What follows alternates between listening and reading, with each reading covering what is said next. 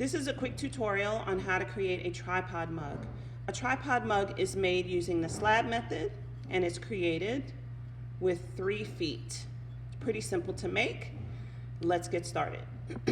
So first we start with a slab, and then you want to use some sort of rib to compress your clay on both sides. Just lightly glaze over it to compress the clay. Now you are going to create a texture over it, but you still want to make sure that the clay is compressed. Next thing is you should have a stencil.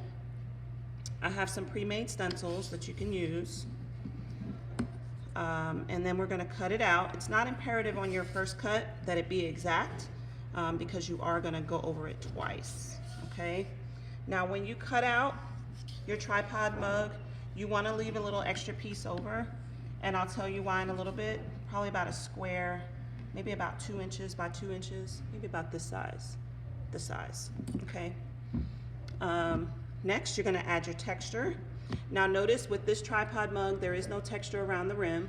If you're creating one that you can drink out of, you never want that texture to be up by your lip because then you'll dribble when you drink. So always leave about an inch, inch and a half, 2 inches, it's your preference, an area without any texture, okay? So I'm gonna take my scraps, I'm gonna fold them over neatly because they can be easily reused. I don't want any extra air bubbles in them, so I'm gonna fold them over neatly and put them in the scrap bin, okay?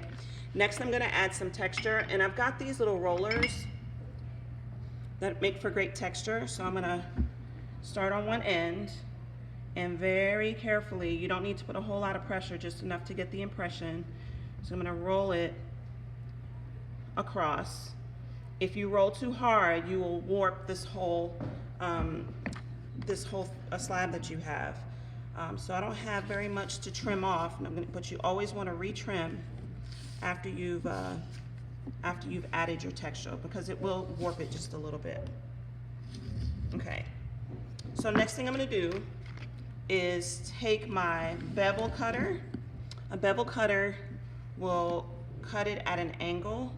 So here's my bevel cutter. You can use either side. I'm going to use this side, but you put this on the table and line it up.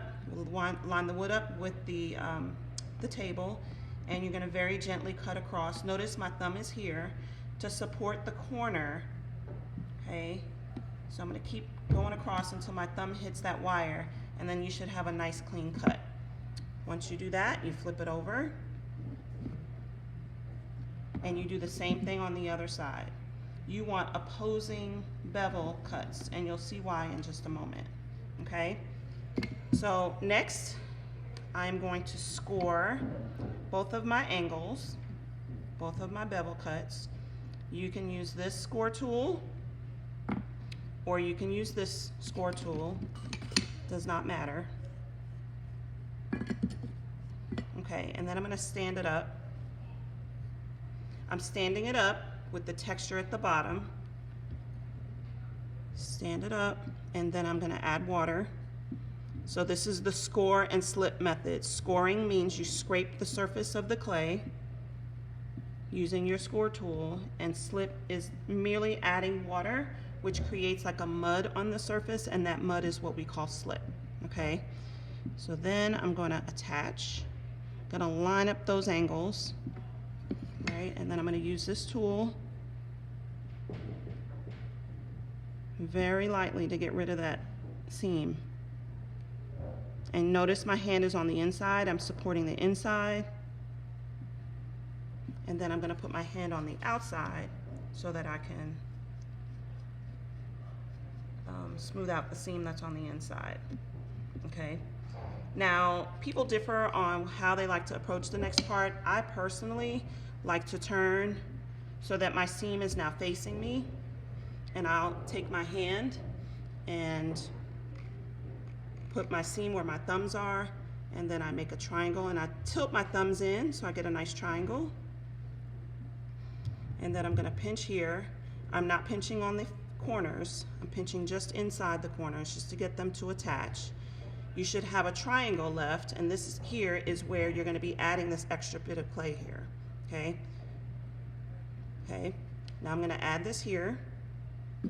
and I'm going to outline approximately where my triangle is that I'm going to fill. And I'm cutting it slightly larger, or I'm actually outlining it slightly larger.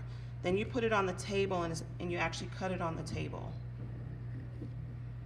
Okay? So let me put my scraps to the side. I'm going to score. I'm going to score. Oops.